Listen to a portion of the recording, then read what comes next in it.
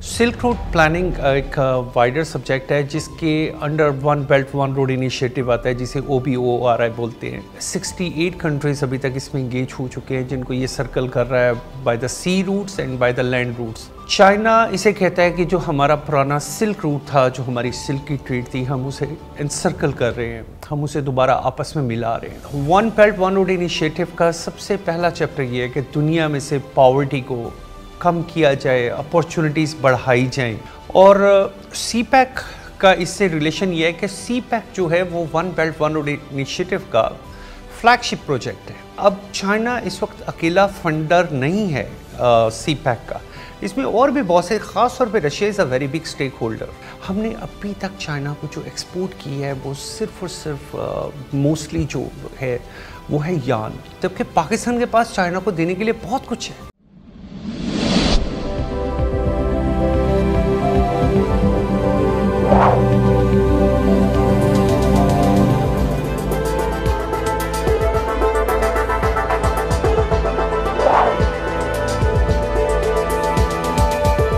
अस्सलाम वालेकुम नाजरीन, शेयरिंग ऑफ प्रोफेशनल विजडम के साथ मैं हूं अली रहमान खालिद। आज जो मेहमान हमारे साथ मौजूद हैं, उन्होंने 20 साल चाइना में बतौर कंसल्टेंट डिफरेंट प्रोजेक्ट्स पे काम किया। इस वक्त ये सिल्क रूट प्लानिंग पे काम कर रहे हैं और इसका ताल्लुक CPEC से मिलता है। हम इनसे जानेंगे कि चाइना के साथ हम किस तरह से ट्रेड कर सकते हैं और इकोनॉमिक मोटिवेशन की एक टर्म यूज़ करते हैं, उसका क्या मतलब है और हम अपने मुल्क को किस तरह बेहतर बनाने में अपना किरदार अदा कर सकते हैं। आइए इनसे मुलाकात करते हैं और जानते हैं। बहुत बहुत शुक्रिया आमिर अली साहब आपकी तशरीफ़ आवरी का। सर, आप सिल्क रूट प्लानिंग के एम्बेसडर हैं। आप मुझे ये बताएं कि ये टर्मिनोलॉजी बेसिकली है क्या और इसमें आप क्या क्या काम कर रहे हैं? जी, thank you for inviting me here. Silk route planning एक वाइडर सब्जेक्ट है जिसके under one belt one road initiative आता है, जिसे OBORI बोलते हैं। OBORI एक वो प्रोजेक्ट है जो दुनिया में 68 कंट्रीज अभी तक इसमें इंगेज हो चुके हैं, जिनको ये सर्कल कर रहा है by the sea routes and by the land routes. China इसे कहता है कि जो हमारा पुराना सिल्क रूट था, जो हमारी सिल्क की ट्रेड थी, हम उसे एनसर्कल कर रहे हैं, हम उसे दोबारा आपस में मिला रहे हैं। और one belt one road initiative का सबसे पहला चैप्टर ये है कि दुनिया में से पॉवर्टी को कम किया जाए, अपॉर्चुनिटीज़ बढ़ाई जाएं, रिसोर्सेज को इस्तेमाल किया जाए, ट्रेड को इंटरलिंक किया जाए। और CPEC का इससे रिलेशन ये है कि CPEC जो है वो one belt one road initiative का फ्लैगशिप प्रोजेक्ट है। सही। इसका बहुत सा बेनिफिट जो है वो बहुत सारे रूट्स हुए हैं वो बेसिकली गवादर से मिलेंगे। और गवादर जो है वो अकेला CPEC नहीं है। CPEC is a huge area जो which starting from the north of Pakistan till south. लेकिन ये हमारा one belt one road initiative का फ्लैगशिप प्रोजेक्ट है। So it is very important, अगर चाइना ने one belt one road initiative को successful करना है। And so I can tell you that कि जो चाइना गवर्नमेंट ने इनिशियली इसके लिए बजट एलोकेट किया था कि जी हम ये प्रोजेक्ट जो है अबाउट $1260 बिलियन का ये प्रोजेक्ट का इनिशिएटिव है, जो कि सब मुल्कों को आपस में मिला रहा है। इसमें रोड के लिंक्स हैं, ट्रेन के लिंक्स हैं और सी रूट्स हैं, बहुत कुछ है, बहुत सारी डेवलपमेंट है। सर, CPEC की जब हम बात करते हैं तो नॉर्मली हमारे जहन में पाकिस्तान और चाइना ही आता है। इसके अलावा इसमें कौन कौन से कंट्रीज़ इन्वॉल्व हैं और उनका क्या क्या किरदार है? अगर हम खाली CPEC कहें तो वो चाइना पाकिस्तान इकोनॉमिक कॉरिडोर है जी। लेकिन अगर हम one belt one road initiative की बात करें तो उसमें बहुत सारे ममालिक हैं। उसमें ख़ास तौर पे अब चाइना इस वक्त अकेला फंडर नहीं है CPEC का, इसमें और भी बहुत से, ख़ास तौर पे Russia is a very big stake holder.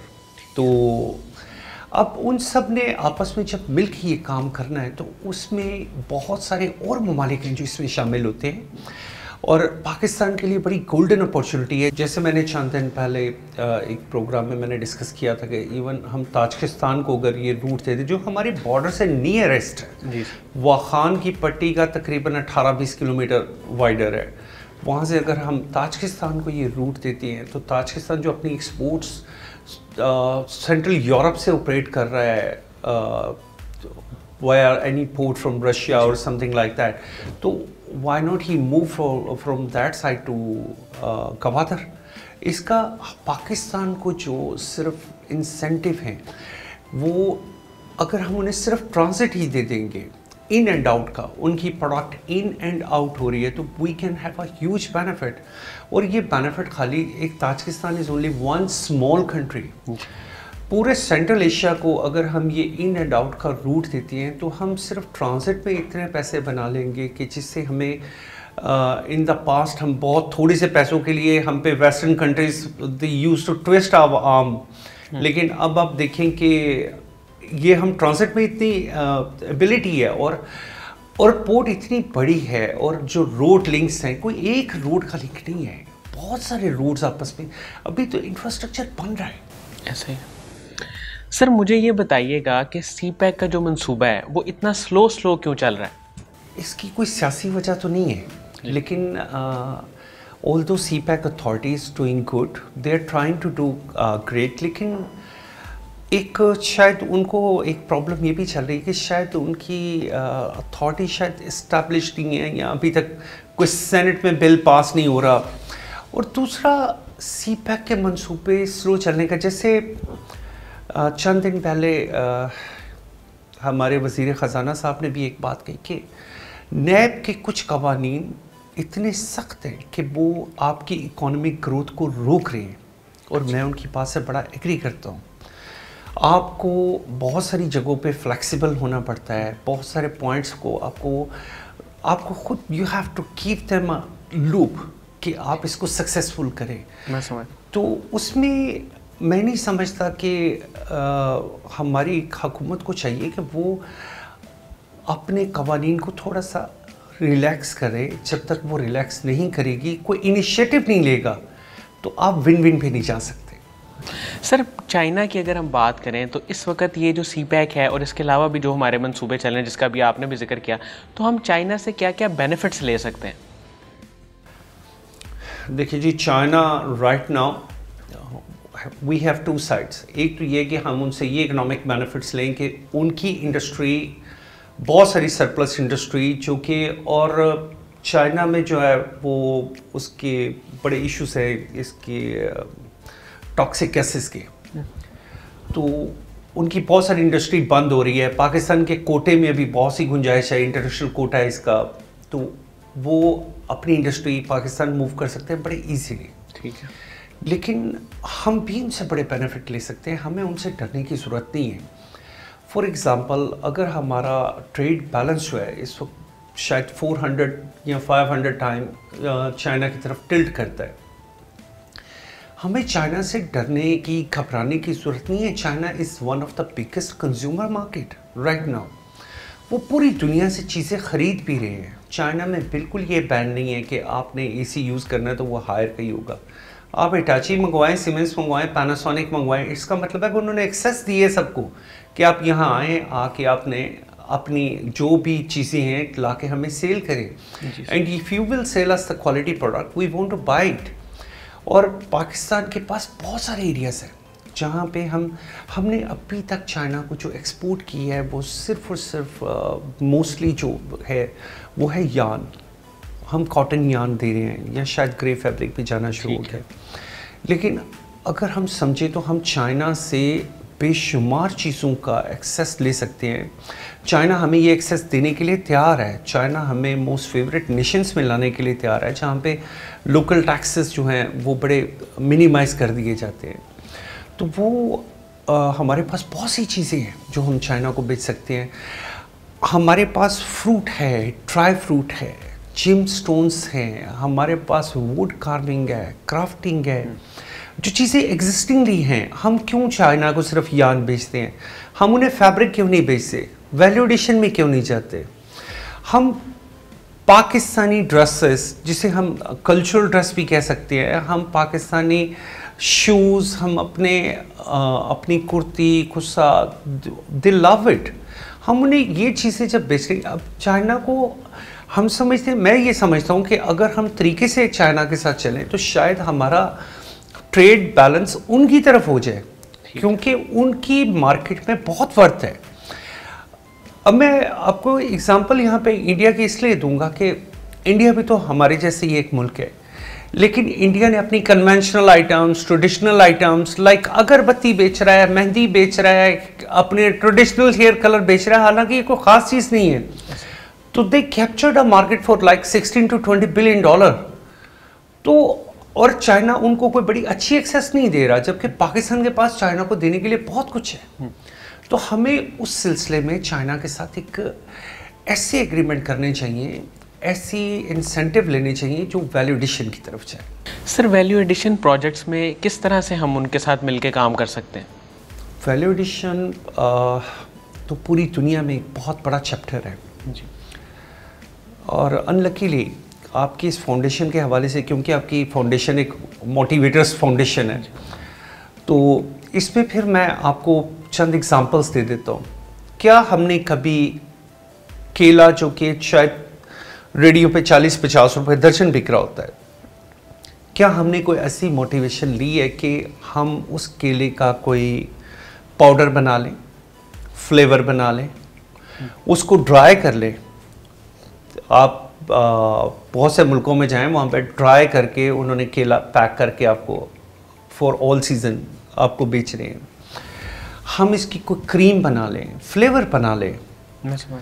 तो जब हम ये कुछ करेंगे तो ये अल्टीमेटली ये इफ़ेक्ट किस पे आएगा? उस लोअर क्लास पे। वो उनके पास पैसे आने शुरू होंगे जिनके पास पैसे जाने ज़रूरी है। किसी भी इकोनॉमी में जब तक निचली सतह तक पैसे नहीं पहुंचते, अब फॉर एग्जांपल आप तरबूज है, तरबूज आप जब लेके जाते हैं, एक जैसे हमारे साउथ पंजाब वाली साइड है या साहिवाल से आगे, there is a lot of watermelon, वहाँ पे शायद जानवर खाते हैं, मैंने ये भी सुना है। लेकिन हम अगर तरबूज, जो दुनिया की one of the expensive dishes में आता है, फ्रूट्स में आता है, हम उसका पल्प बना सकते हैं, हम उसका एक्सट्रैक्ट बना सकते हैं, हम उसका जूस बना सकते हैं। यहाँ तक कि हमारे मुल्क में गन्ना, जो कि sugar cane juice is our national juice, right. हमने कोई ऐसा रिसर्च इंस्टीट्यूट बनाया हो जिसने शुगर कैन के गन्ने को पैक किया हो, पैक करके उसने एक्सपोर्ट किया हो, जबकि आप कितनी वैल्यू एडिशन में जा सकते हैं।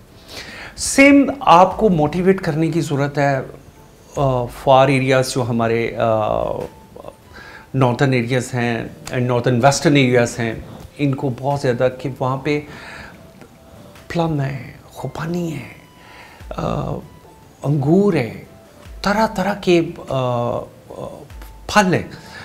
एक अंगूर चमन से चलता है और लाहौर में आके 100 रुपये किलो बिकता है।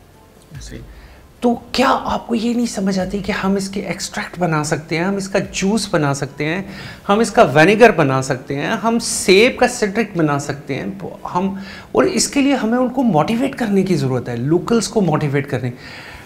हमेशा कोई भी मुल्क तरक्की उस वक्त करता है जब उसके लोकल्स को फ़ायदा हो रहा होता है। किसी भी बाय प्रोडक्ट से आपके लोकल्स फ़ायदा उठा रहे हैं। तो मैं नहीं समझता कि हमने लोगों को मोटिवेट किया है। तो what I feel, motivation is the number 1 subject. ठीक है सर, कासिम अली शाह फाउंडेशन के बारे में, उनके काम के बारे में आप क्या कहेंगे? जब वो ये कहते हैं ना, सोच को बदलो, चेंज द थिंकिंग, सोच को बदलना ही एक तरक्की का पहला स्टेप है। आपका मुआशरा स्विच ही तब करता है जब आप सोच बदलते हैं। मैं ऐसा पाकिस्तानी एक चीज़ का बड़ा, जिससे मैं समझता हूँ कि हमारे मुल्क में फ्लेक्सिबिलिटी नहीं है। हम लोग अपने नज़रियात पे बहुत स्ट्रिक्ट हैं। हम ये नहीं समझते कि दूसरों की रिस्पेक्ट कैसे करनी है। अगर हमने अपनी रिस्पेक्ट लेनी है तो पहले हमें दूसरों की रिस्पेक्ट करनी पड़ेगी। तो नो मैटर व्हाट, एक दूसरे की रिस्पेक्ट करो। वो सोच में है, वो मज़हब में है, वो किसी और टॉलरेंस में है। कोई भी सोचता है वो ठीक सोचता होगा, उसको रिस्पेक्ट दो। बहुत बहुत शुक्रिया आमिर अली साहब, आपकी तशरीफ़ आवरी का। आपसे बहुत कुछ सीखने को मिला, ख़ास तौर पे हम क्या क्या चीज़ें एक्सपोर्ट कर सकते हैं और किस तरह से ये काम कर सकते हैं। नाज़रीन, मुझे उम्मीद है कि इनके इंटरव्यू से आपको एक नई डायमेंशन मिली होगी और एक बिज़नेस आइडिया भी मिला होगा। बहुत बहुत शुक्रिया, अपना बहुत ही ख्याल रखिएगा। अल्लाह हाफ़िज़।